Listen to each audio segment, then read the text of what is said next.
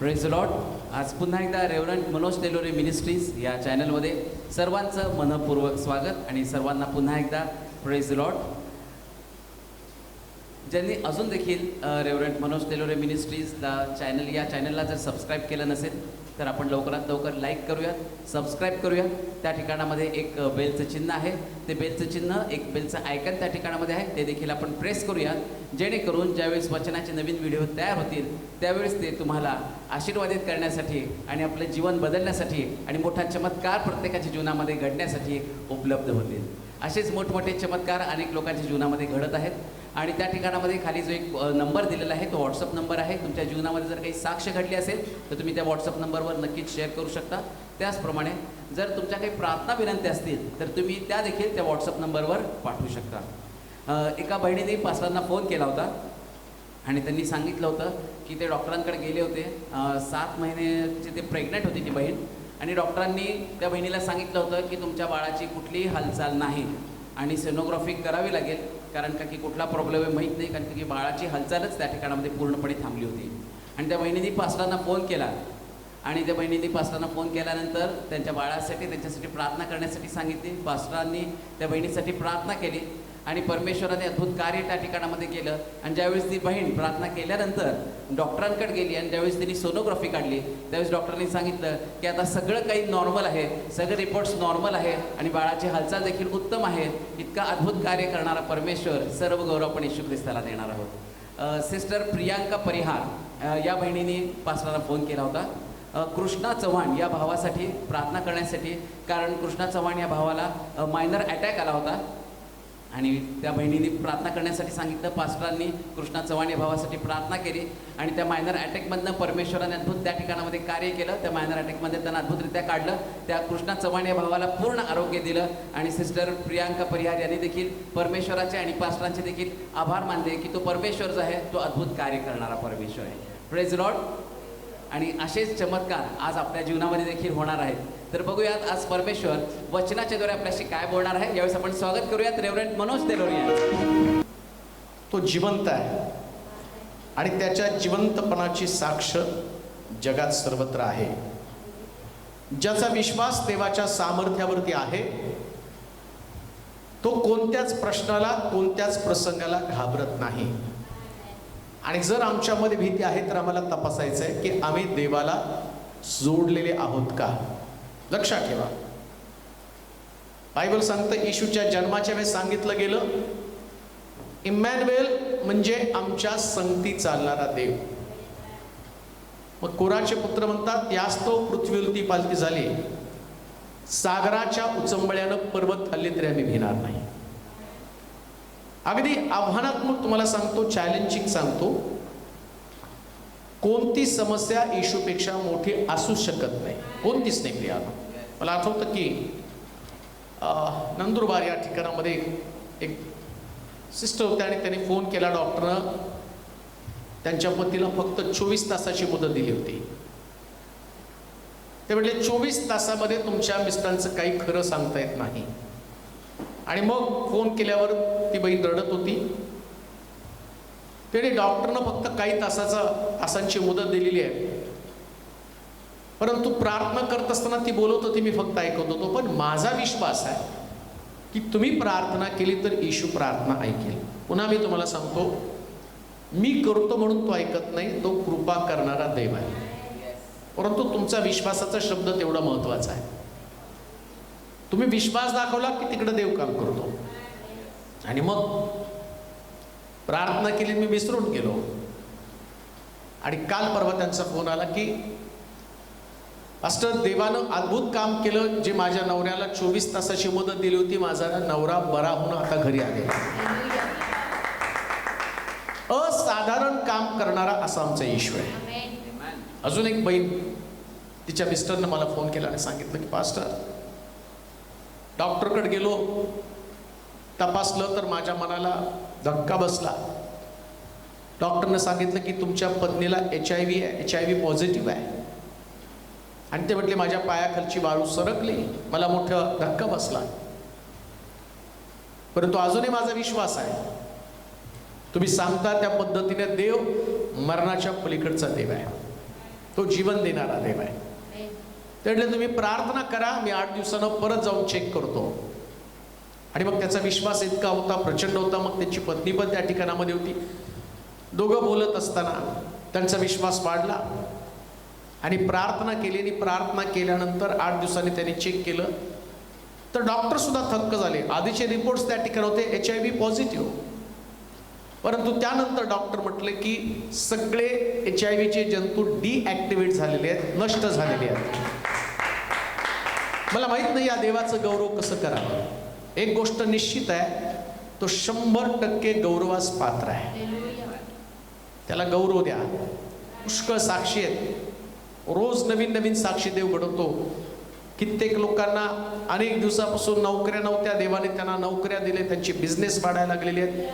देव सर्व काही शक्य करणारा देव आहे. परंतु एक गोष्ट आमच्यासाठी चांगली कोणती असेल तर आम्ही देवाला बिलगून राहणं गरजेचं आहे. मित्र म्हणतो तुला सोडून जाऊ तरी कुठं, जीवनाच्या गोष्टी केवळ तुझ्याजवळ आहे. ज्याच्याकडे जीवन आहे त्याच्याकडे जाणं गरजेचं आहे. तर येशूला सोडून जर जीवन जगलो तर आम्ही हताश होणार आहे, निराश होणार आहे आणि पराभूत जीवन जगणार आहे. शौल, त्या शौलामध्ये देवानं त्याला निवडल्यानंतर त्याच्यामध्ये एक आवेश होता, पुष्कळ लढ्या त्याने लढल्या. परंतु गल्ल्यात पाहिल्यावरती मात्र शौल घाबरला आणि आपल्या राजवाड्यामध्ये जाऊन लपून बसला. मग त्याचं कारण काय? का तो गल्ल्यात त्याला सामोरा जाऊ शकला नाही? त्याचं कारण एकच आहे. दावीद म्हणतो मी परमेश्वराच्या नावानं तुझ्यावर चाल करून जातो. म्हणजे दावीदाकडं देव होता, पण शौलाकडचा देव निघून गेलेला आहे. देवाचा आत्मा त्याला सोडून निघून गेलेला आहे. देवानं आम्हाला सोडून जाणं याच्यासारखी भयानक गोष्ट जगामध्ये कोणती नाही. नातेवाईक सोडून जाऊ द्या, मित्र सोडून जाऊ द्या, नोकरीवरून पण तुम्हाला टर्मिनेट करू द्या, सगळी तुमची संपत्ती निघून जाऊ द्या, तुमचं ज्ञान बुद्धी पण निघून जाऊ द्या. नबुकदनेस्सर राजाला वेळ लागलं, पण 7 वर्षाच्या कालखंडानंतर तो शुद्धीवरती आल्यावर परत राजपदावरती तो चढला, कारण देवानं त्याला शुद्धीवरती आणलं. म्हणून म्हटलं वेळ लागलं तरी हरकत नाही, बुद्धीने साथ सोडली तरी चालेल, पण देवानं कधी साथ सोडता कामा नये. आज अशीच एक गोष्ट पवित्र शास्त्रामध्ये आम्ही पाहणार आहोत. देवाला नेहमी वाटतं की त्याच्या लोकांनी त्याला जोडलेलं असावं. आज सकाळी सगळ्यात चांगली गोष्ट कोणती माहिती का? परमेश्वराचं लक्ष तुमच्याकडं लागलं. कशासाठी? तुम्ही त्याला जडून राहावं. पण तो म्हटला मी खरा द्राक्षवेल आहे, माझा बाप माळी आहे. जो फाटा वेलाला जडून राहतो आणि तो फाटा विपुल प्रमाणामध्ये फळ देतो. देवाला सगळं तुम्हाला विपुल द्यायचं आहे. तो वेल जो आहे ना, तो वेल फाट्यांचा पुरवठा करत असतो. फाट्याला काही काम करावं लागत नाही, फाटा नुसता जडून राहतो. आणि वेल जो आहे ना, तो वेल सगळं जमिनीतलं शोषून घेऊन त्यांना पुरवतो. तसं आम्ही येशूला नुसतं जडून राहायचंय, सगळं तर तो पुरवणार आहे. समस्या आमच्याकडे आहे, आम्ही जडून राहत नाही, त्यामुळं आम्हाला पुरवठा होत नाही. आज सकाळी जे प्रभूला जडून राहतील, देव त्यांचा पुरवठा, तो त्यांचा पुरवठा आहे. 5वे एक वचन, लुकाचं शुभवर्तमान 5वा अध्याय आणि त्याची 27 पासून 32 पर्यंतची वचनं. लुकाचं शुभवर्तमान 5वा अध्याय 27 पासून 32 पर्यंतची वचनं. लेवीला पाचारण. त्यानंतर तो बाहेर पडला. त्यानंतर तो बाहेर पडला. तेव्हा त्याने लेवी नावाच्या एका जकातदाराला जकातीच्या नाक्यावर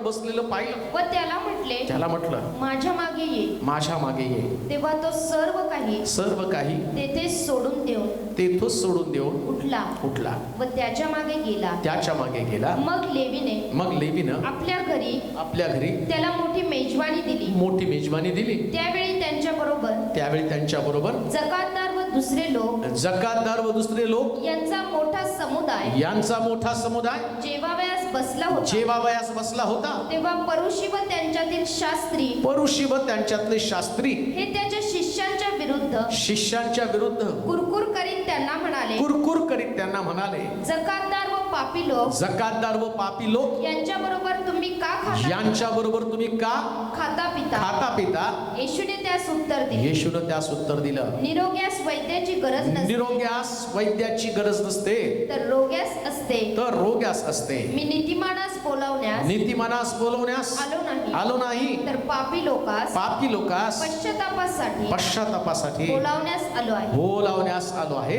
मला फक्त यातलं एकच गोष्टीवरती तुम्हाला फोकस करायचं, एकाच गोष्टीवरती तुमचं लक्ष केंद्रित करायचं. पुष्कळ मुद्दे आहेत, परंतु आज सकाळी एका विशिष्ट प्रकारच्या मुद्द्याकडे मला तुम्हाला तुमचं लक्ष वेधवायचं आहे.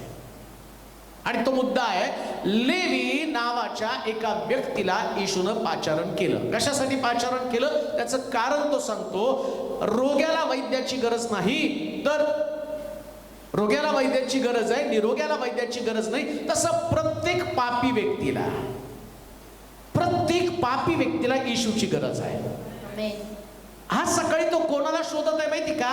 कोण जर म्हणतो ना मी खूप धार्मिक आहे, तर त्या धार्मिकाला तो शोधत नाही. का धार्मिकाला शोधत नाही? कारण धार्मिक टीका करणारे असतात.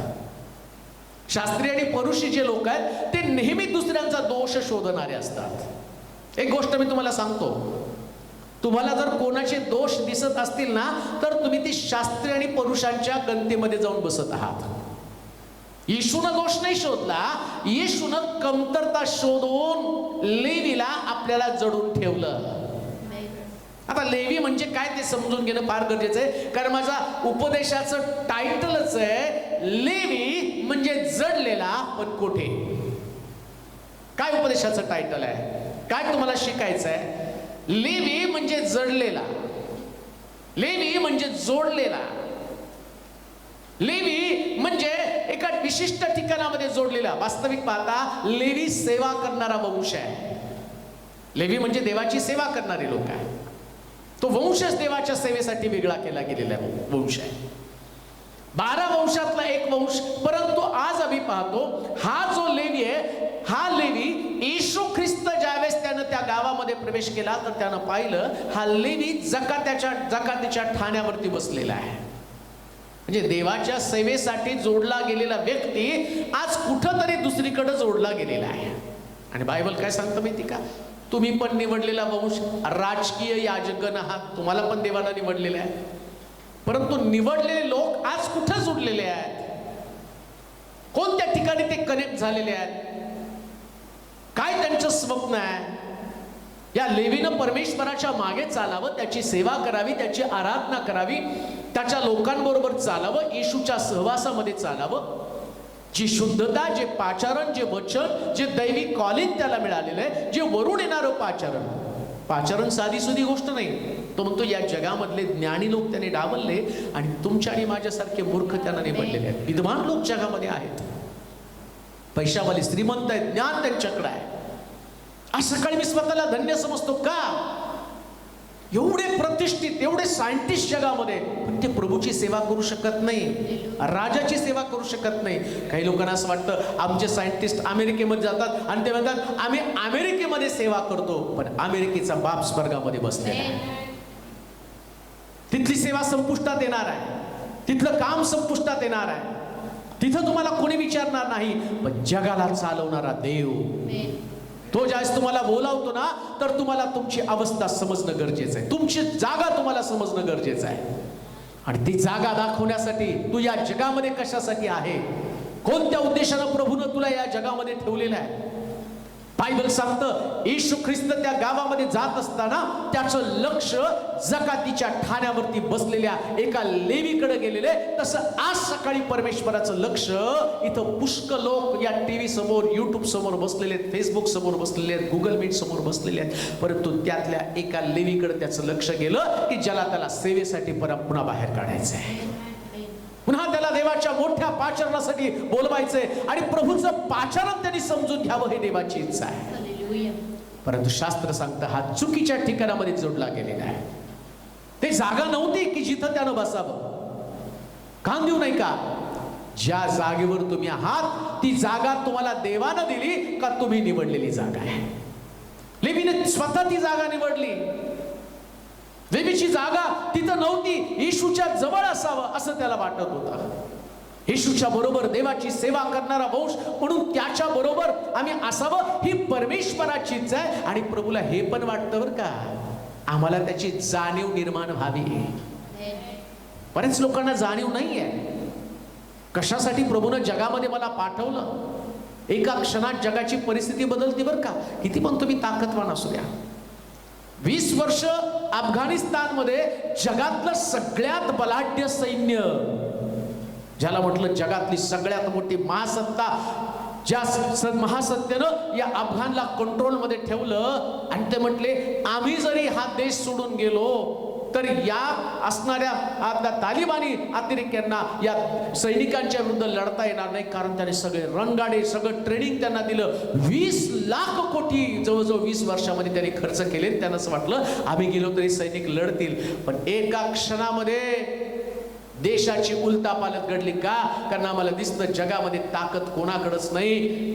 ताकदीला शोधाल माणसामध्ये, त्यास तुम्हाला कळेल सगळे कमी ताकदवान आहे. पण ज्या देवाच्या ताकदीला तुम्ही पाहाल तर शास्त्र सांगतं एका क्षणामध्ये या सृष्टीचा नाश सुद्धा त्यानं केला होता, ज्यानं जगाला हलवलं होतं प्रिया.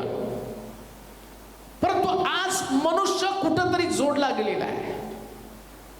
कोणी आपल्या भविष्याशी जोडलं गेलेलं आहे, कोणी आपल्या नोकरीशी जोडलं गेलेलं आहे, कोणी आपल्या कामाशी जोडलं गेलेलं आहे. त्यांना माहित नाही की मला जगामध्ये देवानं पार्ट टाइम म्हणून कामासाठी ठेवलेलं आहे. जगातलं काम पार्ट टाइम आहे, खरी सेवा खरं काम फुल टाइम ते देवाचं काम आहे. फुल टाइम काम देवाचं आहे. आणि त्याचा पुरावा पण मी तुम्हाला देईल. सरकार जे तुम्हाला देतं ना, तर तुमची सर्व्हिस आता तर गव्हर्नमेंटनं काढलं 32 वर्ष, जास्तीत जास्त 32 वर्ष तुम्हाला केंद्र सरकार त्या ठिकाणी सर्व्हिसला ठेवणार, रिटायर करणार आहे. आणि तुमचं आयुष्य किती आहे? बायबलमध्ये सांगितलं 7 तर 70 वर्ष, जास्त प्रयत्न केला तर 80 वर्ष.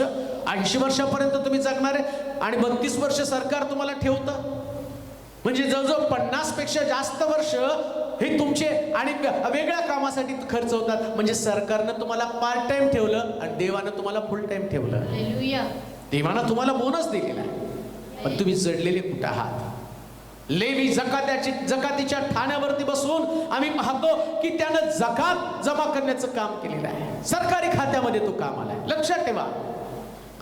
तुम्ही म्हणता की आणि तो सरकारी कामगार आहे. सरकारी कामगार नाही म्हटलं पाहिजे. सरकारी कामगारापेक्षा सगळ्यात मोठं काम मी पुन्हा सांगतो देवाचंच काम आहे.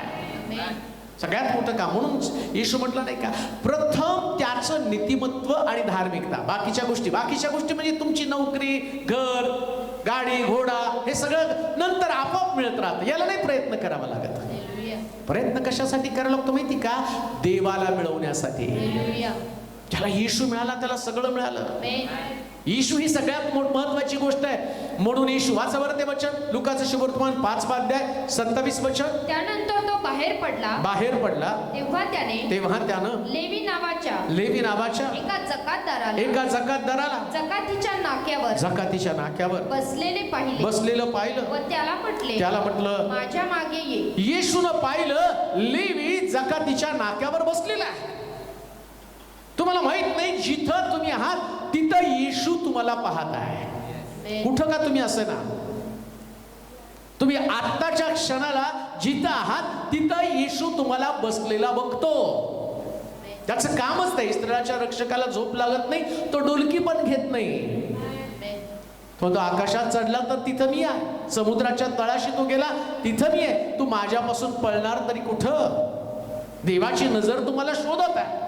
दावीद म्हणतो माझं चालणं, तो माझं बोलणं, माझं उठणं, माझं निजणं, माझ्या एकंदर वर्तनक्रमाची त्याला माहिती आहे. प्रभू तुमच्याशी बोललेला आहे. देवानं तुम्हाला कॉलिंग केलेलं आहे. परत मी तुम्हाला सांगतो, एका व्यक्तीला देव पाचारण करतो ना, एवढ्या जगातल्या लोकांना त्यानं रिजेक्ट केलं, तुमचं सिलेक्शन केलं, तुमची निवड केली. निवड केलेल्या व्यक्तीवर तो बारकाईनं पाहणार नाही का?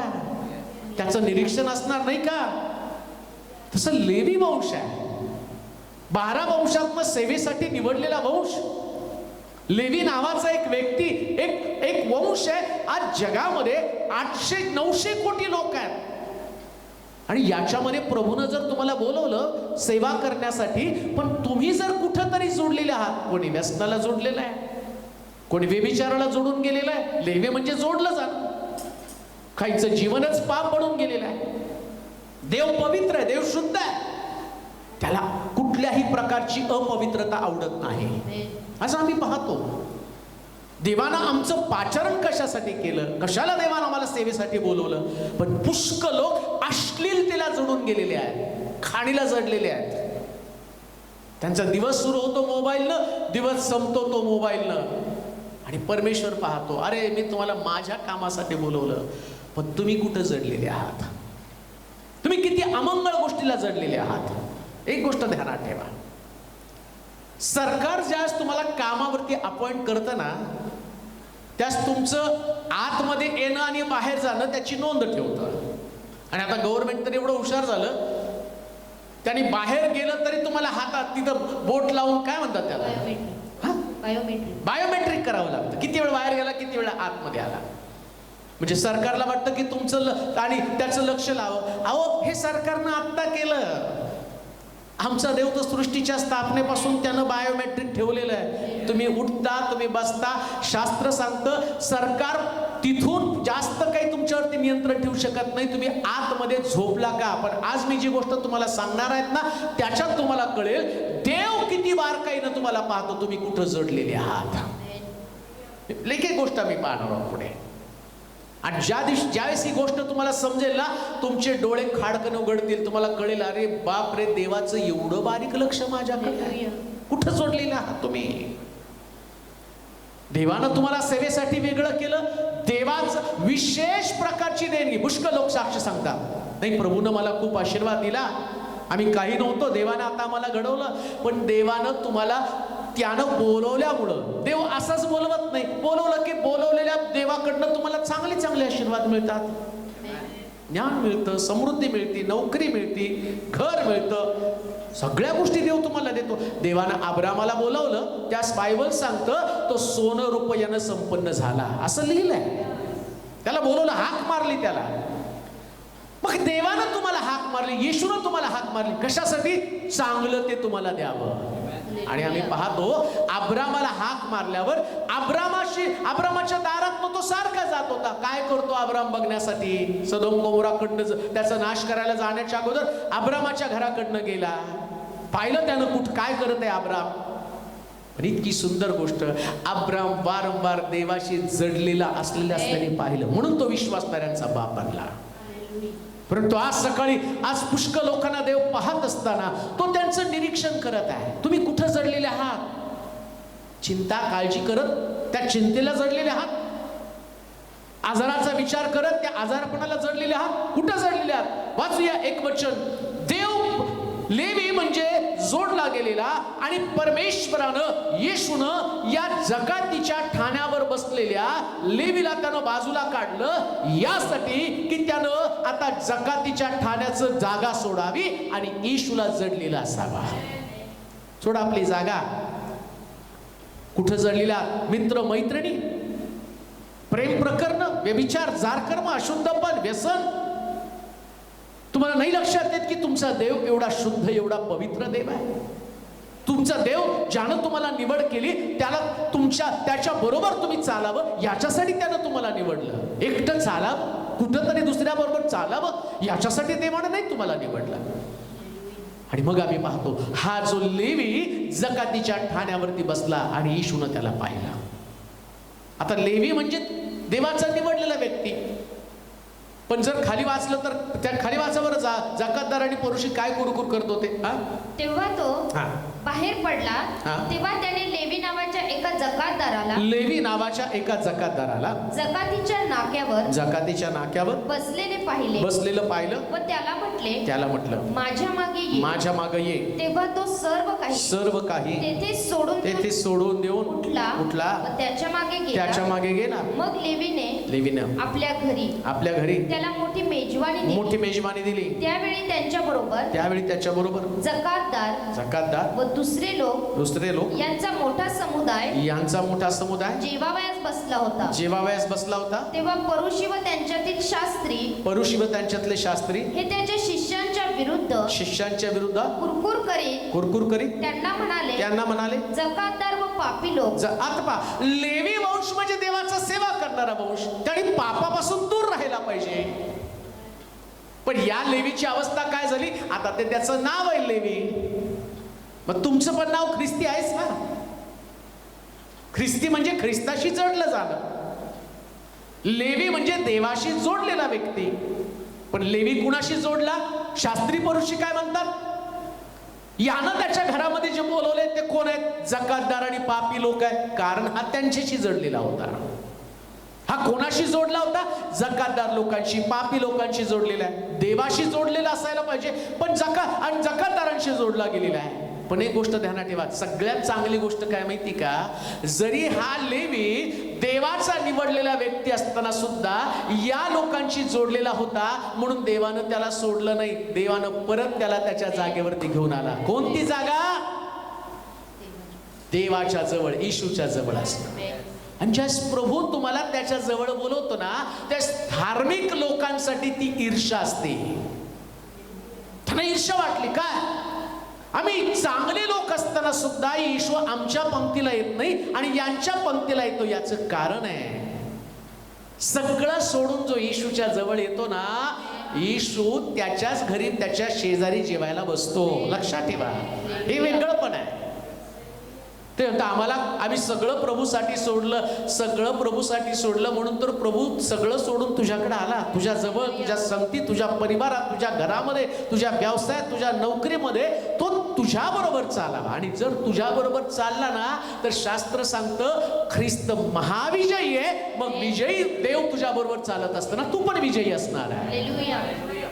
पराभूत व्हायचे तर यांच्या बरोबर चाल. कोणाबरोबर? शास्त्री, जकातदार, पापी यांच्या बरोबर चाल. पराभूत जीवन जगायचं, मग व्यसनाला चिटकून राहा.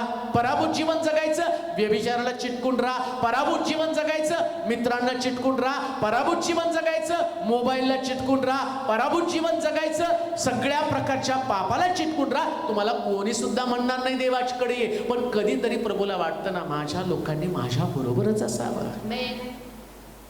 इकडं या ठिकाणात आम्ही पाहतो की शास्त्री पुरुषांनी त्यांना दोष दिला. माझा विषय तो नाही, पण माझा विषय नेमकं तुम्ही प्रभूला बिलगून राहावं, त्याला जोडलेलं असावं. योनाचं पुस्तक 1 अध्याय 4 पासून 10 पर्यंतची वचनं वाचा. सेवा करणाऱ्या लोकांनी प्रभूला जोडून असावं. लेवी म्हणजे जोडला गेलेला. परंतु आम्ही पाहतो तो शास्त्री पुरुषांना जोडल्या जाण्याच्या ऐवजी आम्ही पाहतो की देवाला जोडलं जाण्याच्या ऐवजी तो सगळ्या पापी लोकांना आणि जकातदार लोकांना जोडलेला होता, त्यांना जोडून राहिलेला होता. योनाच्या बाबतीमध्ये आपण वाचूया. योनाचं पुस्तक 1 अध्याय 4 पासून 10 पर्यंतची वचनं. तेव्हा परमेश्वरानं समुद्रात प्रचंड वायू सोडला आणि समुद्रात असे मोठे तुफान झाले की जहाज फुटण्याच्या लागास आलं. खलाशी घाबरले व आपापल्या दैवतांचा धावा करू लागले. मग त्यांनी जहाज हलके करण्यासाठी त्यातील माल समुद्रात फेकून दिला. योना तर जहाजाच्या तळाशी जाऊन गाढ झोप घेत पडला होता. तेव्हा जहाजाचा तांडेल त्याच्याजवळ येऊन म्हणाला, अरे झोप घेत काय पडलास? उठ, आपल्या देवाचा धावा कर. न जानो तो देव आपल्याकडे लक्ष देईल म्हणजे आपला नाश व्हावयाचा नाही. त्यांनी एकमेकास म्हटलं, चला आपण चिठ्ठ्या टाकू. म्हणजे कोणामुळे हे संकट आपणावर ओढावलं हे आपणास कळेल. त्यांनी चिठ्ठ्या टाकल्या. तेव्हा योनाच्या नावाची चिठ्ठी निघाली. त्यांनी त्याला विचारलं, कोणामुळे हे संकट आम्हावर आलं सांग. तुझा धंदा काय? तू आलास कोठून? तुझा देश कोणता? तू कोणत्या लोकांपैकी लोकांपैकी कोणत्या आहेस? लोकांपैकी आहेस? तो त्यास म्हणाला, तो त्यास म्हणाला, मी इब्री आहे. मी इब्री आहे. ज्या स्वर्गीच्या देवाने ज्या स्वर्गीच्या देवानं समुद्र व कोरडी भूमी समुद्र व कोरडी भूमी निर्माण केली, त्या परमेश्वराचा त्या परमेश्वराचा मी उपासक मी आहे. उपासक आहे. तेव्हा त्या माणसास अत्यंत भीती वाटली. ते त्याला म्हणाले, तू हे काय केले? तू हे काय केलं? तो परमेश्वरासमोरून पळून चाललेला आहे. अहो, त्या लोकांना भीती वाटली. काय भीती वाटली? हा देवाला जोडला राहण्याच्या ऐवजी हा दुसरीकडे जोडून चाललेला आहे. कुठे जोडला होता? शास्त्र सांगतं त्या खलाशांनी, त्या तांडेलांनी सगळं सामान बाहेर टाकलं आणखीन जहाज हलकं करण्यासाठी. सगळी स्टोरी तुम्हाला माहिती आहे. तार्शिश, निनवेला जाण्याच्या ऐवजी हा योना तार्शिशला गेला. तार्शिश मध्ये त्याची सेवा नव्हती, त्याची सेवा निनिवेमध्ये होती. त्याचं पाचारण निनिवेमध्ये होतं आणि निनवेला त्यांनी जडून राहायला पाहिजे होतं, कारण निनवेमध्ये देवाचा शब्द घेऊन तो चाललेला होता. त्याचं काम कोणतं होतं? लक्षात घ्या, जगामध्ये तुम्हाला अनेक जहाज येऊन थांबणार आहे. जसं योनासाठी तार्शिशचं जहाज आलं, तुमच्यासाठी पण एक जहाज येणार आहे. कशाला माहिती का? तुम्ही तुमच्या स्थानाला सोडून दुसऱ्या स्थानाकडे जावं. आमचं स्थान देवाचा शब्द आहे, त्याच्याजवळच आम्हाला राहायचं आहे. पण लुसिफर तुम्हाला थोडेच राहून देणार आहे. त्याला माहिती आहे या जागेवर जर ते राहिले, देवाला जडून राहिले, तर हे वर जाणार आहेत आणि त्याला तुम्हाला खाली न्यायचंय. त्याला तुम्हाला खाली, देव तुमचा वर आहे, मग तुमचा देव वर आहे तर तुम्ही वरच जाणार आहात. खाली कसं जाणार आहे? मग खाली कोण नेतं तुम्हाला?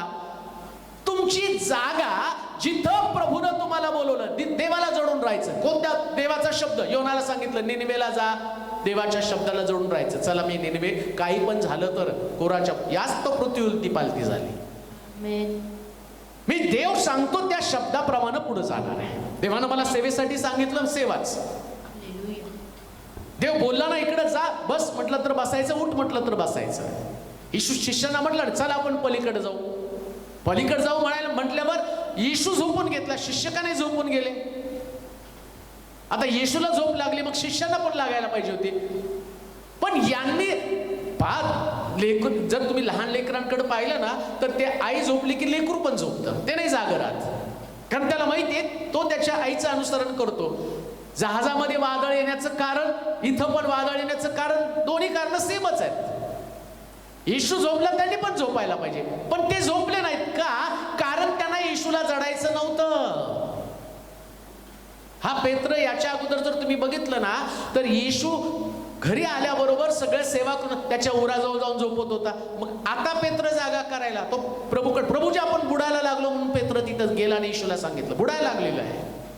मग तू का नाही झोपला येशूकडं? थोडा वेळ तर येशू पासून वेगळा निघाला आणि टवाळ करणाऱ्या शिष्यांना जोडून राहिला, तिथं राहिला. त्याचा परिणाम काय झाला? योनाकडे जसं वादळ आलं तसं त्यावेळेस पण वादळ आलं. मग आता येशू बोलला होता ना आपण पलीकडे जाऊ, मग शब्दावर विश्वास ठेवायला पाहिजे होता. जागा सोडली की विचार बदलतात, भीती निर्माणच होती ना. योनाला सुद्धा सांगितलं निनिवेला जा, शब्द मोडला, शब्दाला जोडून राहण्याच्या ऐवजी तो आपल्या विचाराला जोडून राहिला. काय विचार? निनिवेमध्ये त्रास आहे, तार्शिशला गेलं तर तिथं सगळे व्यापारी गलबत आहेत. व्यापार करणारं शहर आहे, मोठे मोठे लोक आहेत, श्रीमंत लोक त्या ठिकाणामध्ये आहेत. निनिवेमध्ये माझं काय होणार आहे? निनिवेतले लोक पापी लोक आहेत, निनिवेमध्ये व्यापार नाहीये. अनेक लोकांना देव ज्या गोष्टीसाठी बोलवतो ते सोडून ते आपल्या मिनिस्ट्रीचा व्यापार जास्त करण्याचा प्रयत्न करत आहे. व्यापार, जसं आम्ही पाहतो या योनानं व्यापाराकडे दृष्टी लावली. कान देऊ नये का? मिनिस्ट्री व्यापार नाही, मिनिस्ट्री ही देवाची सेवाच आहे. मग त्याच्यामध्ये त्रास होणारच आहे, त्याच्यामध्ये संकट येणारच आहे, त्याच्यामध्ये निराशा येणार आहे, परिस्थिती तुम्हाला नकारात्मक दिसेल. देव तो देव आहे, लक्षात ठेवा. अब्राम म्हणतो आता मी म्हातारा झालोय, माझी बायको पण म्हातारी झाली, संपत्ती तुम्हाला दिलीस, पण सगळी संपत्ती माझ्या चाकराच्या नावावर करून मला जावं लागणार आहे. त्यास देव त्याला म्हटलं तसं होणार नाही, म्हातारा तू झालो, मी मात्र तेवढंच सामर्थ्य धारण करणारा देव आहे. तुला मी मुलगा देणार आहे. एवढं करून सुद्धा त्याला 20 वर्षानं मुलगा दिला, हालेलुया. कारण तो देव आहे प्रिया. सारा हसली, ती म्हटली या वयात मला मूल होणं शक्य नाही, माझं गर्भाशय बंद झालेलं आहे. आता इथून पुढं बंद झालेल्या गर्भाशयातनं कधी लेकरू येणारच नाही बाहेर.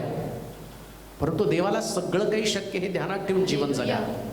देवाच्या शब्दाला जडून राहा. अब्राम देवाच्या शब्दाला जडून राहिला म्हणून विश्वासणाऱ्यांचा बाप बनला. तो म्हणला तुझी संतती आकाशातल्या ताऱ्याप्रमाणे मी करेल. ध्यानात ठेवा.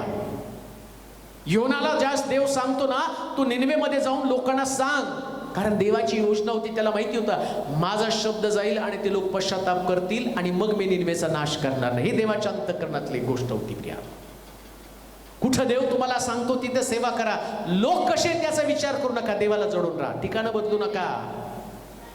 कधी कधी आम्ही म्हणतो इथं नाही चांगलं होणार, पुढं कुठं तरी जाऊ. नाही, जागा बदलायची. तार्शिशला नाही, निनवे म्हणजे निनवेच. मग तिथं मरण आलं तरी चालेल, कारण तो त्याला देवाला जडून राहणं म्हटलंय.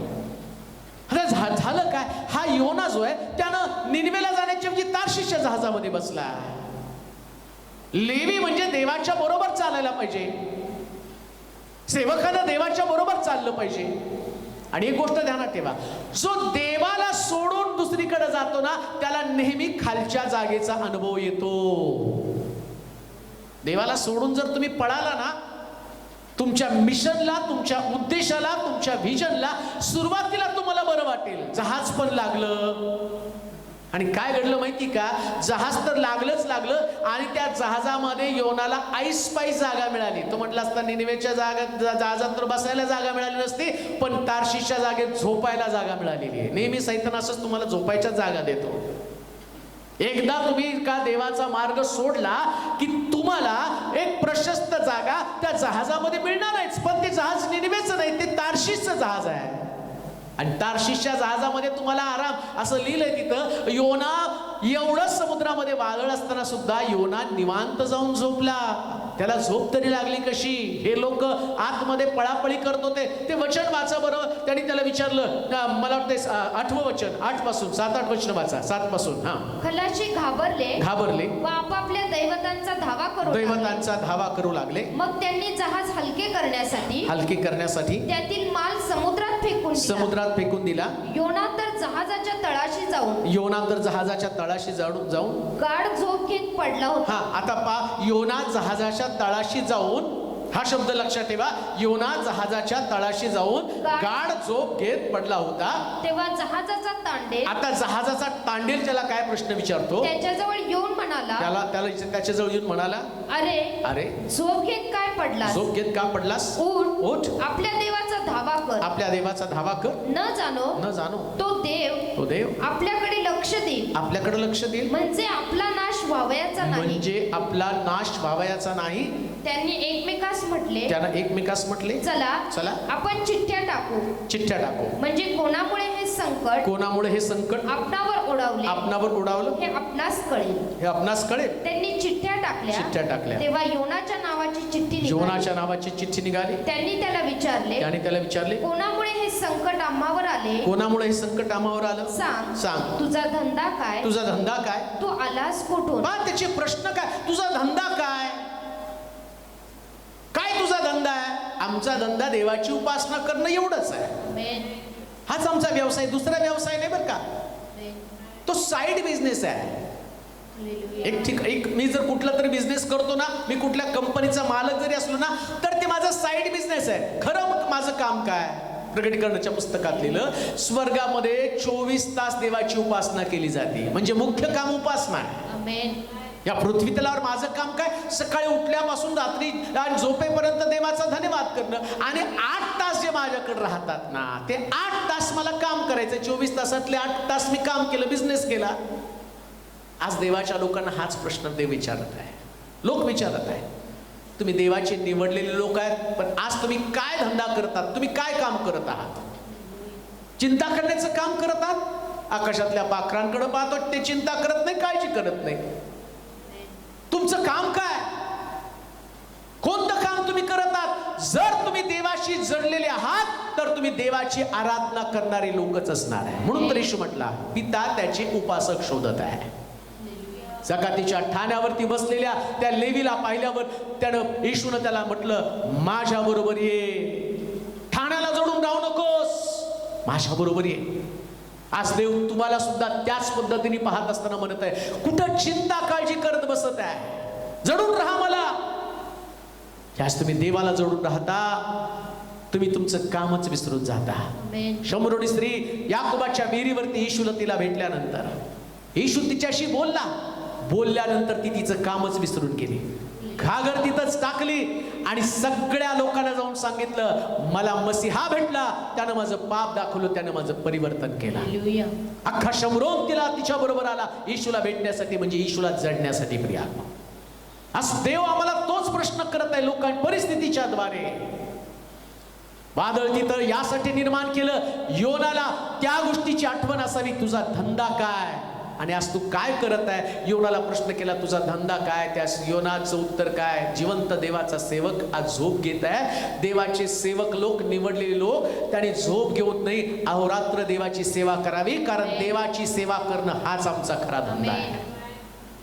देवाची सेवा करणं हे आमचं पाचारण आहे. परंतु आज आम्ही झोप घेत आहोत का. आज आम्ही आराम करत आहोत का. एक दिवस असा येईल की त्या दिवशी सुवार्ता सांगण्यासाठी प्रतिबंध केला जाईल. एक दिवस असा येईल की ज्यास तुम्हाला आराधना करणं आणि शक्य होणार नाही. आज बघतो आम्ही जगामध्ये करोनाची परिस्थिती, लोकांना आराधना करण्यासाठी चर्च बंद झालेले आहेत. याच्यापेक्षा भयानक परिस्थिती येईल. जर चांगल्या स्थितीमध्ये देवाच्या लोकांनी आराधना केली असती ना, चर्च त्यावेळेस भरले असते ना, तर आज चर्च बंद झाले नसते. परंतु देवाचे लोक विसरूनच गेलेत. आणि मग आता देव ही परिस्थिती निर्माण करून विचारतो, जर मला सोडलेली असता तर मी कधीच मंदिर बंद पडू दिलं नसतं. मी कधी तुझी नोकरी घालून जाऊ दिली नसती. मी तुझ्या बिझनेस मध्ये कधी फेल्युअर येऊ दिलं नसतं. योना, तुझा धंदा काय. देव आम्हाला प्रश्न तोच करत आहे, तुम्ही कोणतं काम करत आहात या पृथ्वी तलावरती. लोकांना फसवण्याचं काम करतात, लोकांना लुबडण्याचं काम करतात, पाप करण्याचं काम करत आहात, दोष देण्याचं काम करत आहात. कोणतं काम करत आहात.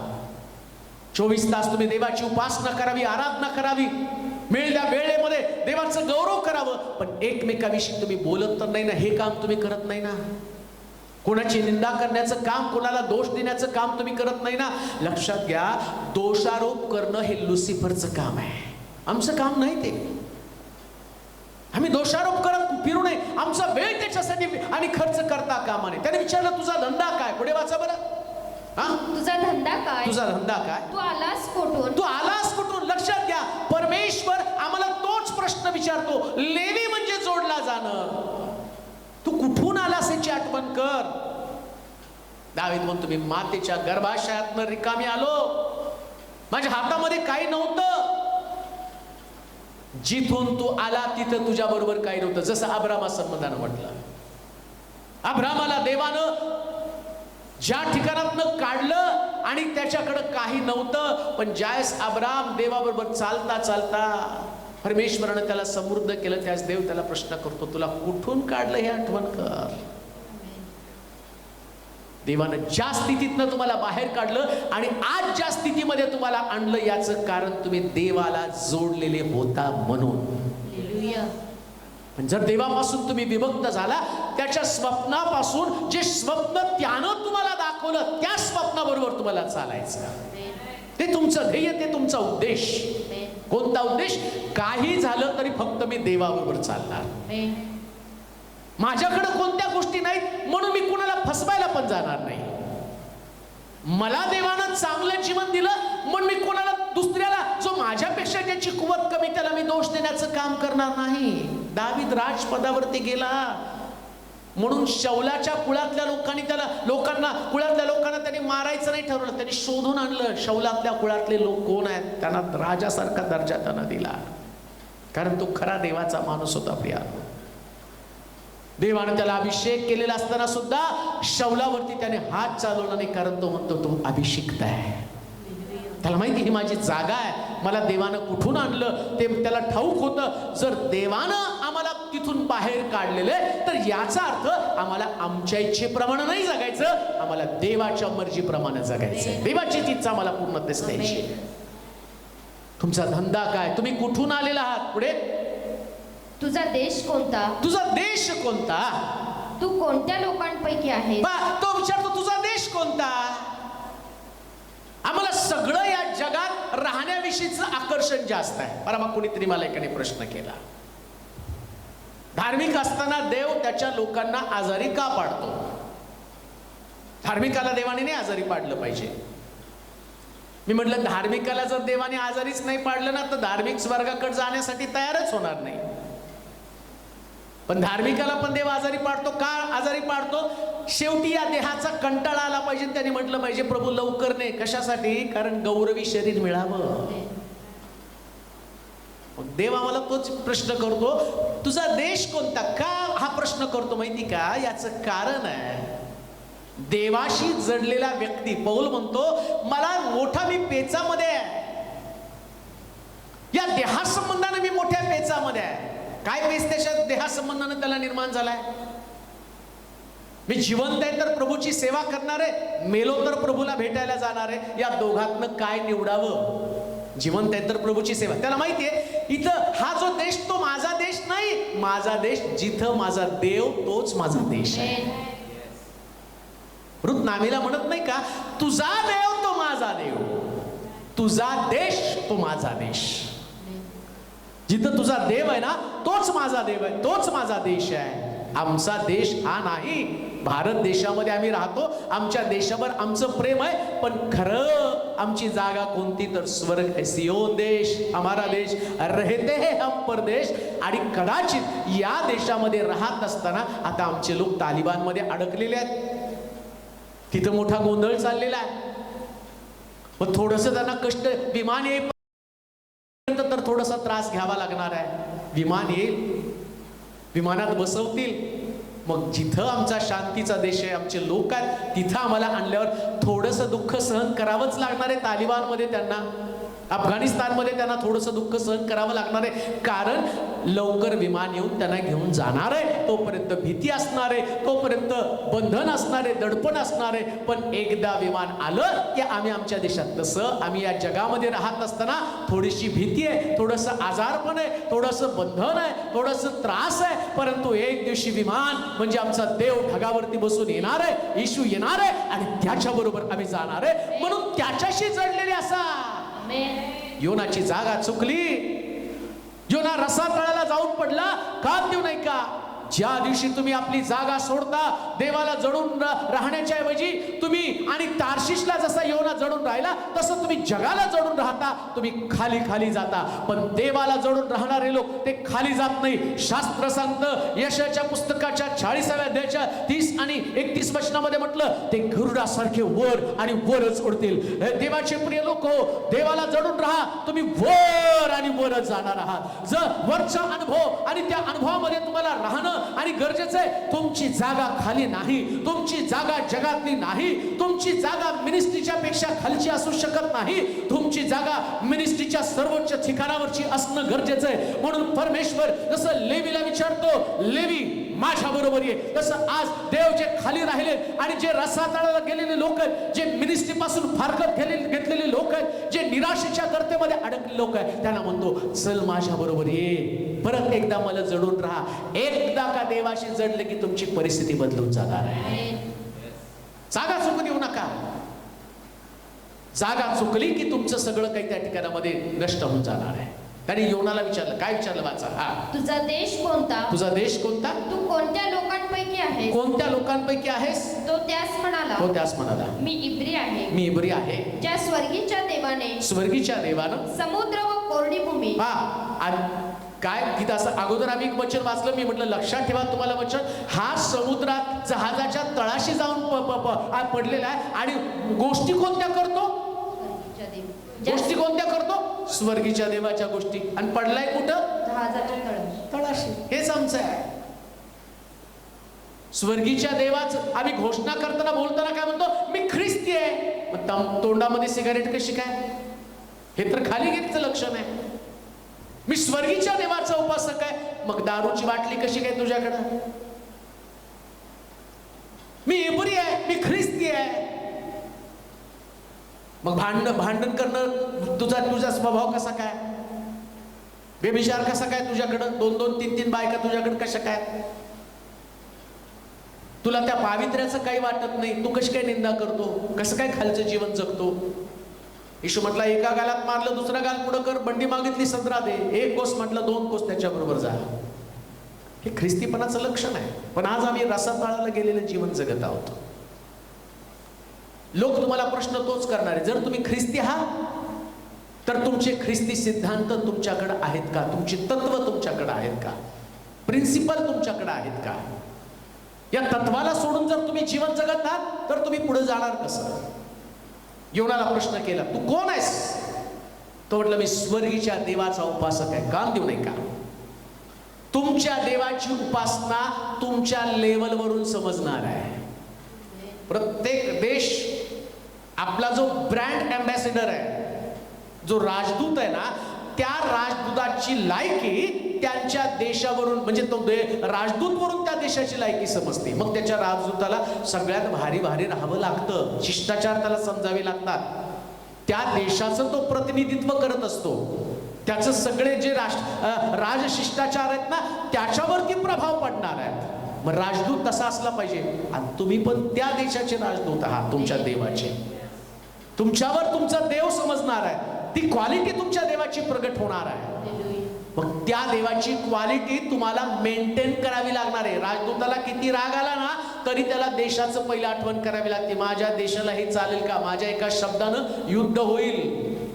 माझा एक शब्द चुकला तर माझ्या देशाचं जे मत आहे, पंतप्रधानाचं जे मत आहे, राष्ट्रपतीचं जे मत आहे, ते मी तिथं मांडणार आहे आणि माझ्या देशाचे त्यांचे संबंध बिघडणार. लक्षात ठेवा, तुम्ही देवाचे लोक आहात, तुम्ही देवाचे राजदूत आहात. तुमचा पंतप्रधान, तुमचं राष्ट्रपती आणि सगळ्यात मोठी जागा असणारा देव, त्याचं रिप्रेझेंटेशन तुम्ही करत आहात. आणि ते रिप्रेझेंटेशन करत असताना तुम्हाला त्याच लेवलवरती राहावं लागणार आहे. खालच्या लेवलवरती नाही तुम्हाला जाता येणार. जसं योना खाली गेला, वरच्या देवाला बिलगण्याच्या ऐवजी तो समुद्राच्या खालच्या तळाशी जाऊन बिलगलेला आहे. अजून एक गोष्ट वाचूया, लुकाचं शुभवर्तमान 15 अध्याय 14 पासून 16 पर्यंतची वचनं. लेवी म्हणजे जोडला गेलेला. योना निनवेला जोडण्याच्या ऐवजी तार्शिशला जोडला गेला. आणि आम्ही पाहतो व्यापारी जहाजाला जोडला गेला आणि त्याचं आकर्षण त्या ठिकाणात निर्माण झाल्या कारणानं जागा त्याची निवड चुकली आणि जीवनामध्ये त्याला समस्येला तोंड द्यावं लागलं. लुकाचं शुभवर्तमान 15 अध्याय 14 पासून 16 पर्यंतची वचनं. त्याने आपले सर्व खर्चून टाकल्यावर, उधळ्या पुत्रासंबंधानं म्हटलं, त्यानं आपलं सगळं खर्च करून टाकल्यावर त्या देशात मोठा दुष्काळ पडला. देशात मोठा दुष्काळ पडला. तेव्हा त्याला अडचण पडू लागली. मग तो त्या देशातील एका रहिवाशाजवळ जाऊन त्याला चिकटून राहिला, त्याला जडून राहिला.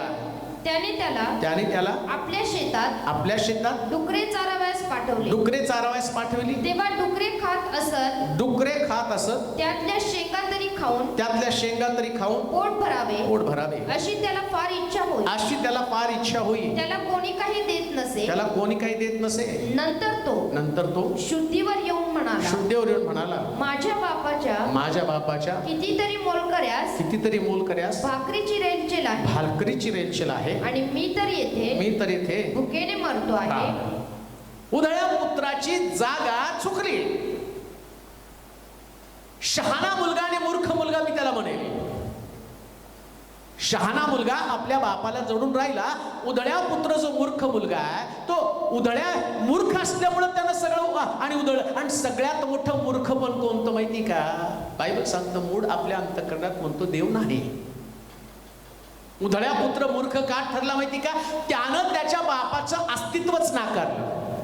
त्याला वाटलं माझा पैसा जो आहे ना ते माझं सगळं आहे, बापाची मला काय गरज आहे? बापाने मला पैसा द्यावा, मी माझ्या बापापेक्षा भारी बनेल. बापाने सगळी संपत्ती जमा केली होती ते मुलांना वाटण्यासाठीच. अजून एक गोष्ट मी तुम्हाला सांगतो, सृष्टी देवानं तुमच्यासाठीच निर्माण केलेली आहे. सृष्टीतली प्रत्येक वस्तू देवानं त्याच्याच लोकांसाठी, त्याच्या लेकरांसाठीच निर्माण केलेली आहे. पण त्यानं तुम्हाला देईल याची वाट पहा. किती समजतं मला समजत नाही तुम्हाला. चांगली नोकरी, चांगली पत्नी, चांगलं घर, हे सगळं देव तुम्हाला देणारे तुमच्यासाठीच निर्माण केलंय. तुम्हाला नाही निवड करायची. देव ज्यावेळेस देईल ते सर्वोत्तम असेल. समस्या तीच आहे. काय होतं माहिती का, हवा आणि आदाम या दोघांनी एकमेकाला जडून राहणं गरजेचं होतं. ते दोघं एकमेकाला जडून राहिले असते तर दोघं मिळून देवाला जडून राहिले असते आणि मग त्यांच्या जीवनात समस्या निर्माण झाली नसती. पण त्यांचे निर्णय चुकले. आदामानं पण हवेबरोबर संगती करायला पाहिजे होती, हवेनं पण आदामाबरोबर संगती करायला पाहिजे होती. पण काही काळ ते एकमेकापासून विभक्त झाले आणि एकमेकापासून विभक्त झाल्याबरोबर आम्ही पाहतो तिथं सैतानानं पाश मांडलं. आणि परिणाम काय झाला? परिणाम असा झाला की हवेला लुसिफरनं, त्या सर्पानं ते फळ तिला खायला दिलं आणि ती त्या सर्पाला जडून राहिली. आणि आता देव त्या ठिकाणामध्ये या त्या वचनामध्ये असं सांगितलं होतं की स्त्री आता इथून पुढं पुरुष आपल्या आई बापाला सोडून आपल्या स्त्रीला जडून राहील. हे जे वचन सांगितलं होतं, स्त्री सर्पाला जडून राहिली आणि आदाम स्त्रीला जडून राहिलं आणि त्याच्यामुळं दोघं पण देवापासून विभक्त झाले. आणि देवापासून विभक्त झाल्यावर ठिकाण बदललं की प्रॉब्लेम वाढले. जसं उधळ्या पुत्र बापाकडनं संपत्ती घेतली. कान देऊ नाही का? देवानं तुम्हाला सगळं स्वातंत्र्य दिलंय. इकडे बापानं पण काय त्या मुलाला विरोध केला नाही. तो म्हटलं तुला संपत्ती पाहिजे ना, देऊन टाकतो. बऱ्याच लोकांना असं वाटतं की जे मला मिळालं ना प्रार्थनेनं मिळालं. कोणतरी तरुण म्हणतो नाही, पाळखणं नाही माझ्या लग्नाला मदत केली पण देवानं लग्नाला मदत केली. भोग कर्माची फळं. देव चुकीच्या गोष्टीला कधीच मदत करत नाही, कधीच नाही. तो देव आहे. निनिवेला जायच्या ऐवजी तुम्ही तार्शिशला जावं ही तुमच्या मनातली गोष्ट असली तर देव काय असं करणार नाही. ठीक आहे, मी तार्शिशचं जहाजच पाठवत नाही, योनाला निनिवेचं जहाज पाठवतो, दोन्ही जहाज पाठवतो. कधी कधी तार्शिशच लवकर येतं, कारण तिथं तुमची परीक्षा आहे. आणि ते जहाज आलं आणि जहाज आल्याबरोबर योना त्या जहाजात गेला. आता ज्या जहाजात तुम्ही चढला त्या जहाजातले परिणाम पण तुम्हाला भोगावे लागणार आहे. उधळ्या पुत्राचं पण ते झालं. बापाकडे गेला, संपत्ती मागितली. आता संपत्ती मागितली, बापाचं घर सोडलं, जागा सोडली, बापाला जडण्याच्या ऐवजी मित्राला जडून राहिला. आम्ही पण काहीतरी कुठंतरी उधळ्या पुत्रासारखं नको तिथं जडून राहतो. परिणाम काय होतो? ही सगळी मित्र आमचं सगळं काढून घेतात आणि आम्हाला अशा व्यक्तीच्या स्वाधीन करतात की जो व्यक्ती आम्हाला डुकरं चारण्याचं काम देतो. तुमच्या चुकीच्या निर्णयामुळे तुमची जागा चुकली. देवाची सेवा, त्या सेवेला जडून राहण्याच्या ऐवजी जे तुम्हाला आवडलं ते तुम्ही केलं. देव तुम्हाला त्या बाबतीत सक्ती करत नाही. जीवन मरण शाप आशीर्वाद सगळं काही मी तुमच्या समोर मांडून ठेवलेलं आहे. जसं पाहिजे तसं तुम्ही जगा. लक्षात घ्या, सगळ्या गोष्टीचं स्वातंत्र्य दिलं तरी त्या स्वातंत्र्याचा गैरफायदा कधीच घेऊ नका. हे फ्रीडम, हे स्वातंत्र्य एक दिवशी तुम्हाला उद्ध्वस्त करणार आहे, जसं उधळ्या पुत्राला उद्ध्वस्त केलं. बायबल सांगतं ज्यास उधळ्या पुत्र शुद्धीवरती आला त्यास त्यांनी सगळं गमावून टाकलेलं होतं. आणि असं लिहिलंय, त्याला एवढी भूक लागत होती, ज्यास डुकरं चारायचा तर त्या डुकरांचं खाद्य, ज्या शेंगा त्या डुकरांना देत होता, तर त्याच्या मनामध्ये लालसा येत होती, मी डुकराच्या शेंगा खाऊन तरी जगावं. म्हणजे त्याला खरंच भाकरी पण मिळत नव्हत्या हो. पण ज्यास त्याचं सगळं फ्लॅशबॅक मध्ये गेला, तो म्हणतो माझ्या बापाच्या घरात कितीतरी मोलकऱ्यास भाकरीची रेलचेल आहे, पण मी इथं उपाशी मरत आहे. लक्षात घ्या, जे तुमचे विचार तुम्हाला तुमच्या बापापासून तोडण्याचं काम करत आहेत, जे विचार तुम्हाला कदाचित आत्ता चांगले वाटत असतील, या विचारांमुळे तुम्ही तुमच्या देवापासून, तुमच्या पाळकापासून, तुमच्या चर्च पासून, तुमच्या घरापासून तुटत आहात. असले विचार पुढे नेऊन तुम्हाला उद्ध्वस्त केल्याशिवाय राहणार नाही. हे तितकं सत्य आहे. आणि एकदा का तिथून तुम्ही बाहेर पडला ना, तुमच्या जागेवरून तुम्ही बाहेर पडला, बापाच्या घरातनं बाहेर पडला, बायबल सांगतं ज्या व्यक्तीनं तुम्हाला बाहेर काढलं, ज्या व्यक्तीनं तुम्हाला कामावरती ठेवलं, तो व्यक्ती तुम्हाला कधीच त्या दर्जाची जागा देणार नाही. कारण तुमच्या बापाच्या घरामध्ये तुम्ही तुमच्या बापाचा मुलगा आहे, पण दुसरीकडे तुम्हाला चाकर म्हणूनच काम करावं लागणार आहे. हा फरक आहे. बापाच्या घरामध्ये मुलाचा दर्जा आहे. बाप रागवेल, बाप तुम्हाला दोष देईल, काही गोष्टीची बंधनं तुम्हाला घालेल, काही रिस्ट्रिक्शन तुम्हाला देईल, पण ते रिस्ट्रिक्शन तुमच्या चांगल्यासाठीच आहे. देवानं रिस्ट्रिक्शन दिले ना, सगळ्या झाडाचं फळ खा, मधल्या झाडाचं फळ खाऊ नकोस, एक तर नियम तुम्हाला दिला होता ना. सगळ्यासाठी तुम्हाला स्वातंत्र्य आहे, मधल्या झाडाचं फळ खाऊ नका, तेवढं एक नियम तुम्ही पाळला असता तर बागेचे मालक तुम्ही होता. बापाच्या घरामध्ये जसं तो धाकटा मोठा मुलगा म्हणतो, बाबा तुम्ही आणि तुमचा मुलगा उधळून आल्यावर तुम्ही एवढा मोठा बैल त्याच्यासाठी कापला, मी एवढे वर्ष तुमची सेवा चाकरी केली, तुम्हाला विश्वासू राहिलो, इमानदारी वागलो, पण तुम्ही माझ्यासाठी एक करडू पण कापलं नाही. बाप काय म्हणतो, सगळं तुझंच होतं, कधी पण कापून खायला पाहिजे होतं, स्वातंत्र्य होतं ना, पण या मुलानं ते स्वातंत्र्य उपभोगलं नाही, हा त्याचा प्रश्न आहे. तसं या मुलाला पण त्यानं स्वातंत्र्य दिलं, तुझी संपत्ती उडव, तुझी संपत्ती घेऊन जा, पण संपत्ती उडवल्यावर तुला कळेल ज्यांच्या बरोबर तू उधळली त्या कसबिनीने तुला रस्त्यावरती आणलं, पण तुझ्या बापानं परत तुला स्वीकारलं. हेच बापाच्या घराचं वैशिष्ट्य आहे. बापालाच वेलगून राहा त्याच्यासाठी. तुमची किंमत तुमच्या बापाशिवाय कोणी जाणू शकत नाही. तुमची व्हॅल्यू फक्त देवच जाणतो प्रियानो, देवालाच तुमची किंमत आहे. म्हणून लेवीकडे येशू गेला आणि तो म्हणला, अरे या ठाण्यावरती काय बसत आहे, कोण आहे तुझे मित्र, कोण आहे तुझे सहकारी. शास्त्री पुरुषी म्हणतात, अरे हा जकातदार आणि पापी लोकांच्या सहवासामध्ये कसा जेवतो, यांच्या पंक्तीला कसा बसतो. लक्षात घ्या, ज्यावेळेस तुम्ही देवापासून दूर जाताना त्यास तुमचे सोबत कोण आहे, उधळ्या पुत्राची सोबत करणारी डुकरं होती. मित्र पळून गेले सगळं संपल्यावरती. ज्या दिवशी तुम्ही देवाचं स्थान सोडता ना, डुकरं तुमची सोबत, मग तुम्हाला ड्रग्ज घ्यावी लागते, मग तुम्हाला तंबाखू खावी लागते, मग तुम्हाला सिगारेट ओढावी लागते, मग तुम्हाला व्यभिचार करावा लागतो, मग तुम्ही शिवीगाळ करता, मग तुम्ही मारामारी करता, मग तुम्ही बाष्कळ गोष्टी बोलता, मग तुम्ही अश्लील गोष्टी बोलता, मग तुम्हाला मोबाईलची सोबत. बऱ्याच लोकांना असं वाटतं करमत नाही म्हणून मोबाईल खेळतो.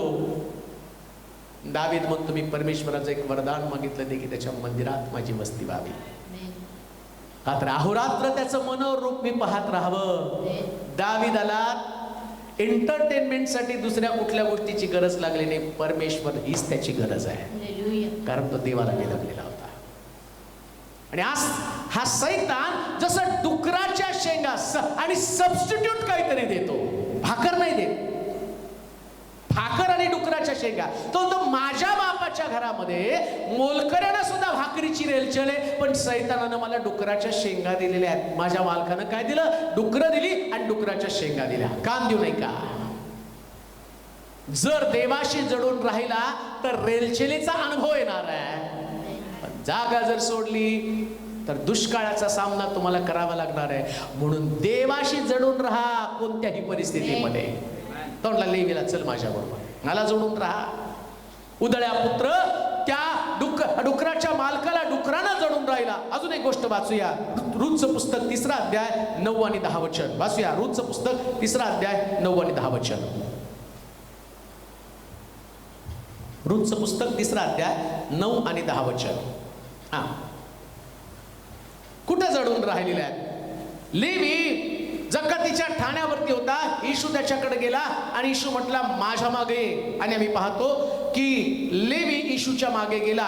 तेव्हा तो तिला म्हणाला, हा तेव्हा आता बवाज रूथला म्हणाला, हा तू कोण आहेस, तू कोण आहेस. ती म्हणाली मी आपली दासी रूथ आहे. या आपल्या दासीला आपल्या पांघरुणाखाली घ्या, कारण आमचे वतन सोडवण्याचा हक्क, कारण आपले वतन सोडून घेण्याचा हक्क आपल्याला आहे. तो म्हणाला मुली परमेश्वर तुझं कल्याण करो. तू पहिल्यापेक्षा दुसऱ्या खेपेस अधिक प्रेमळपणा दाखवला. कारण श्रीमंत किंवा गरीब अशा कोणाही तरुण पुरुषाच्या नादी, म्हणजे कोणाला जडून राहिली नाही, नादी लागली तू लागली नाहीस तर मुली भिवू नको. तू म्हणतेस तसे मी तुझ्या संबंधाने करतो. बस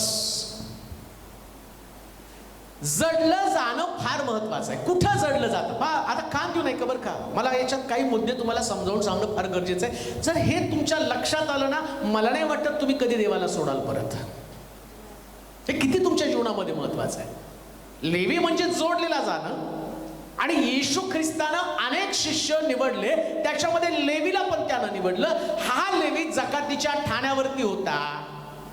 तसं आज आम्ही पाहतो इकडं रूथ जी पवित्र शास्त्रामधली एक अशा प्रकारचं आयडल व्यक्तिमत्व, या व्यक्तिमत्वाचं दुसरी इनिंग, सेकंड इनिंग बरं का.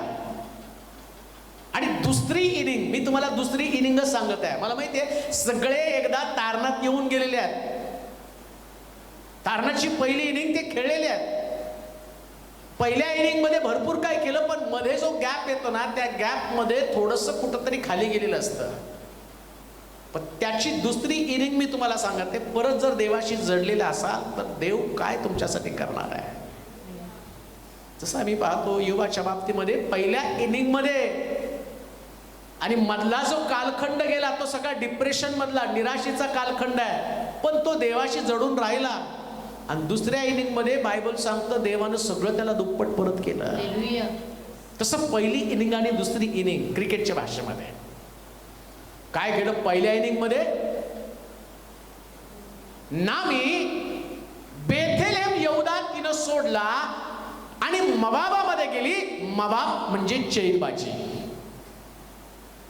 आणि मवाबामध्ये गेल्यानंतर नामीची जी दोन मुलं आहेत, या दोन मुलांना त्यांनी पत्नी केली. एकाचं नाव रुत आणि दुसरंच नाव अर्पा. आता तिच्या मुलाचं नाव ते जाऊ द्या सोडा, कारण त्याच्यामध्ये गेलं तर मग अजून विषय लांबेल. परंतु मला महत्वाचा भाग आणि गाभा त्याच्यामध्ये सांगायचं.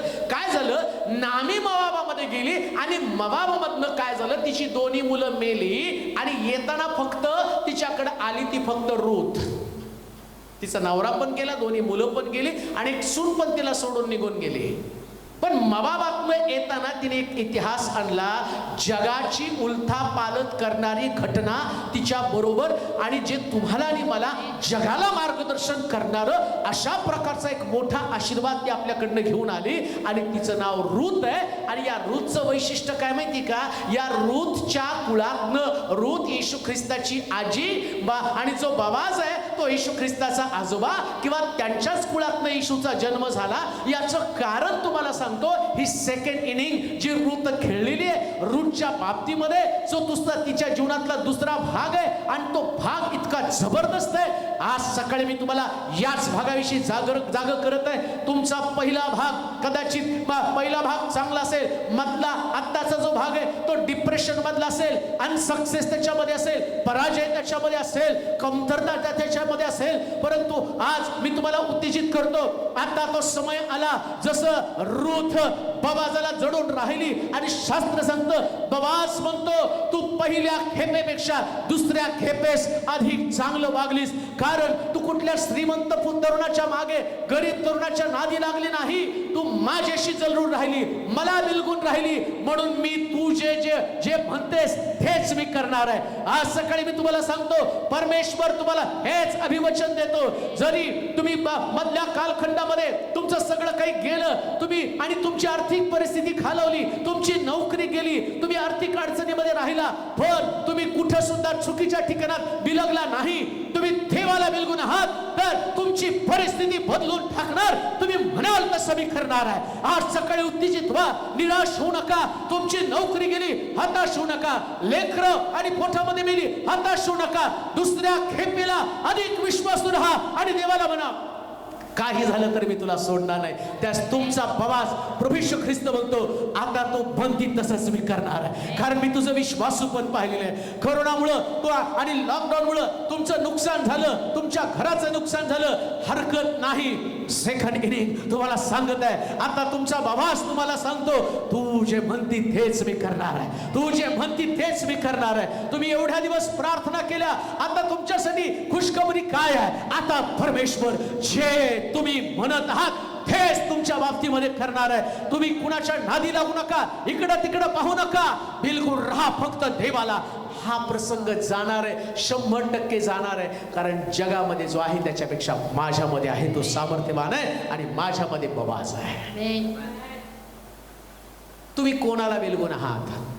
वाचा बरं ते वचन परत 9 आणि 10. तेव्हा तो तिला म्हणाला, तो तिला म्हणाला, तू कोण आहेस? तू कोण आहेस? ती म्हणालीस, मी आपली दासी रूथ आहे. देव प्रश्न तोच करतो जे प्रश्न योनाला केला, तू कोण आहे? तो म्हटला, मी जिवंत देवाचा सेवक आहे. रूथला पण बोआजाने तोच प्रश्न केला आणि देव आज सकाळी पण तुम्हाला तोच प्रश्न करतो, कोण आहे? उत्तर तुम्हाला द्यायचं आहे. मी दारुडा आहे, मी व्यभिचारी आहे, मी पापी आहे, मी भरकटलेला आहे, हे तुमचं उत्तर नको. प्रभूजी, मी या कोणाला सुद्धा बिलगलो नाही, मी तुझ्या सेवेला बिलगून राहिलो, मी तुलाच बिलगून राहिलो. माझी आर्थिक परिस्थिती खालावली, माझ्या कुटुंबाची वाताहत झाली म्हणून मी प्रार्थना बंद केली नाही, मी नित्य तुझी सेवा केलेली आहे. बाहेरच्या कोणत्याच गोष्टींनी माझ्यावरती प्रभाव टाकला नाही. बाबाजा, मी तुझी दासी आहे. लक्षात घ्या, ज्यांनी अजून या कठीण परिस्थितीमध्ये सेवा सोडली नाही, प्रभू त्या लोकांविषयी संतुष्ट आहे. तो म्हटलं, एवढी हालाकीच्या परिस्थितीमध्ये पण तू प्रार्थना बंद केली नाही. आता तू म्हणशील ते मी करणार आहेस, जे तू म्हणशील ते करणार आहे. डोंट गिव्ह अप, सोडू नका, त्याला पकडून राहा. ती बाबाजाला पकडून राहिली. नामी तिला सांगते, हाच फक्त तुझं वतन सोडवणार आहे, तुझा प्रश्न फक्त हाच सोडवणार आहे, दुसरं कोणी सोडवणार नाही, कोणीच नाही सोडवणार. वतन म्हणजे तिचा प्रश्न आहे, तो कोण तुझा प्रश्न सोडवणार आहे? लिहिले तिने, वाचा बरं तिथं. तेव्हा तो तिला म्हणाला, तू कोण आहे? तू कोण आहेस? ती म्हणाली, मी आपली दासी रूथ आहे. या आपल्या दासीला आपल्या पांघरुणाखाली घ्या, कारण आमचे वतन सोडवण्याचा हक्क आपल्याला आहे. म्हणजे मला तुमच्या आश्रयाला घ्या. मला माहितीये माझा प्रश्न तुमच्याशिवाय कोणीच सोडवणार नाही. मग कशाला इकडे तिकडे बिलगायचं? हालेलुया. प्रश्न सोडवण्याचा हक्क फक्त येशूलाच आहे, मग त्यालाच बिलगूया ना. आणि त्याची पण इच्छा आहे तुम्ही त्याला बिलगावं. म्हणून तो लेवीकडे गेला. अरे कशाला या ठाण्याला बिलगला, जकातीला कशाला बिलगला, मला बिलगना. वधस्तंभावरती लटकलेला ख्रिस्त त्याचे दोन्ही हात तिथं लटकवलेले का दाखवतात माहिती का? सगळ्या जगाला तो म्हणतो, या मला बिलगा. कारण तुमच्या सगळ्याचं वतन सोडवण्याचा, तुमच्या सगळ्यांची प्रश्नाची सुटका करण्याचा हक्क फक्त मलाच आहे. म्हणून तो म्हटला, माझ्याद्वारे आल्यावाचन कोणी पित्याकडे जाऊ शकत नाही. जे माझ्या नावानं तुम्ही पित्याकडे मागाल ती प्रत्येक गोष्ट तुम्हाला मिळेल. आता तुम्ही त्याला बिलगला ना, बिलगल्याबरोबर तो काय म्हणतो, तू जे सांगेल. काय लिहिले, वाचा बरं. तो म्हणाला, मुली परमेश्वर तुझे कल्याण करो. कोण कल्याण करो? परमेश्वर. म्हणजे बाप तुझं कल्याण करो. तू पहिल्यापेक्षा दुसऱ्या खेपेस अधिक प्रेमळपणा दाखवलास. कारण श्रीमंत किंवा गरीब अशा कोणाही तरुण पुरुषाच्या नादी तू लागली नाहीस. तर मुली भिवू नको. तू म्हणतेस तसं मी तुझ्या संबंधाने करीतो. मी तुझ्यासाठी तू म्हणशील तसं करतो. कधी? येशूला बिलगून राहिल्यावर. आमेन. श्रीमंत गरीब खेळत बसू नका. आज मी गरीब होईल आणि उद्या मी श्रीमंत होईल, ती पिक्चरची स्टोरी नाही. मग मी गेलो, मग आमकं झालं. अमिताभ बच्चन मुंबईमध्ये आले, मग स्ट्रगल केली, मग ती काळे म्हणून त्यांना दोघा तिघांनी नाकारलं. मग ते इकडे गेले तिकडे गेले, मग एक पिक्चर मिळाला, मग आनंद मिळाला, मग तिथनं त्यांनी सुपरस्टार झाले, आमकं झालं. मग सगळेच आनंद होऊन सगळेच बच्चन होणार आहेत का? त्यावर स्टोरी नाही. खरी स्टोरी इथं आहे. इकडं तिकडं कुठं न जाता लक्षात घ्या, इथं एकच अमिताभ बच्चन होतो, पण इथं असंख्य हिरोज तयार होतात का? कारण हे जिवंत पुस्तक आहे. जर त्याला बिलगलो तर आमचा इतिहास बदलून जाणार आहे, वर्तमान बदलणार आहे, भविष्य बदलणार आहे. म्हणून इकडं तिकडं कुठं जायचं नाही. इकडे एकापेक्षा एक झाले तर बरं का. इथं सगळेच महानायक झाले. मोशे वेगळा, अब्राम म्हणेपर्यंत आम्ही जातो. अगदी उत्पत्ती काढल्यापासून वेगवेगळं एक याकूब कुठं गेला, अब्राम कुठं गेला. त्यानंतर आम्ही पाहतो की मोशे आणि सगळे जे एक से एक महायोद्धे निघाले. दावीद, त्याच्यानंतर आम्ही पाहतो गिदोन. सगळे भारी भारी लोकच आहे, एक से एक योद्धे निघाले तिथे. जीवनाच्या पुस्तकामध्ये, या पवित्र शास्त्रामध्ये प्रभू तुमची वाट पाहते. त्याला बिलगा. तुमच्या शहरासाठी तुम्ही एक आदर्श, तुमच्या गावासाठी एक इतिहास घडवणारे लोक तुम्ही बनाल. म्हणून बायबल सांगतं, लेवी म्हणजे देवाशी जोडलेला, जोडलेला, देवाशी जोडलेला आहे. आज सकाळी आम्हाला दुसरीकडे तिसरीकडे कुठं नाही, फक्त देवाशी जोडलं जायचं. देवाशी जोडल्यावर तो बाबाच तिला काय म्हणतो, अगं तू पहिल्या खेपेपेक्षा दुसऱ्यांदा अतिशय प्रामाणिकपणे वागली आणि म्हणून तू म्हणशील ती प्रत्येक गोष्ट मी करणार आहे, तुझं वतन मी सोडवणार आहे. आज सकाळी 100% देव तुमच्या प्रश्नातनं सोडवणूक करणार का? कारण तुम्ही ती जागा सोडली, देवाला बिलगला. सोडा आपली जागा, सोडा आपलं ठिकाण, कुरकुर सोडा, रडणं सोडा, थांबू द्या तुमचं रडणं. कारण तुमचे अश्रू पुसणारा देव तुमच्या समोर आहे. तुमच्या प्रश्नाची सोडवणूक करणारा देव, तुमच्या प्रत्येक उत्तराचं आणि समर्थन करणारा, समाधान देणारा देव तुमच्या समोर आहे. म्हणून याला त्याला बिलगू नका, फक्त देवालाच बिलगून राहा.